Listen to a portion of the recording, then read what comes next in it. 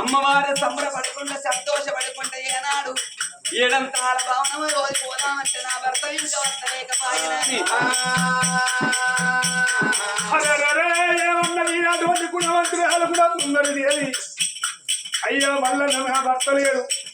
నా భర్త వచ్చినాక నా భర్త తోడి మాట చెప్పి అయ్యా మా తల్లి గారి భర్త వస్తున్నాడు తన తల్లి గుణవంతురాలు కూడా సుందరి మాట చెప్పవచ్చా